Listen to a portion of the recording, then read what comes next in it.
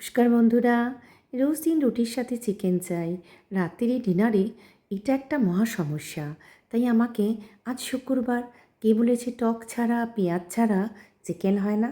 তাহলে দেখো আজকে রেসিপি। নিয়ে নাও 800 গ্রাম চিকেন, তার সঙ্গে 2 চামচ ধনে গুঁড়ো, 1 চামচ হলুদ গুঁড়ো, পরিমাণ মতো নুন, 1 চামচ কাশ্মীরি লঙ্কা গুঁড়ো, আর 1 চামচ ঝালের গুঁড়ো, 1 চামচ এলাচের গুঁড়ো, 1 চামচ গরম মশলা গুঁড়ো। সবগুলো দিয়ে দিয়ে দাও অলিভ অয়েল, বা দিয়ে দাও সাদা তেল, বা ঘি, বাটার যাই দিয়ে হোক। আর ম্যারিনেটটা, না না না, টক দই না, প্লেন বাড়িতে দুধ আছে তো, প্লেন দুধ নাও, ইসুতুস নাও, নিয়ে ভালো করে ম্যারিনেট করে নাও। দিয়ে 15 মিনিট রেখে দাও। আর কিছু না, 4টে কি 5টা রসুন কোয়া নিয়ে গ্রেট করে বাটারের মধ্যে দিয়ে, হ্যাঁ, যেটা করতে হবে, 1 চামচ নাও ছাতু, ছাতুটা দিয়ে করো নাড়াচাড়া।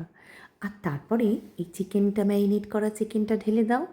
আর কিছু করতে হবে না, শুধু একটু মাঝে মাঝে খুলে নাড়াচাড়া। যেমনি হবে রং, আর তেমনি হবে গ্রেভিটা খেতে।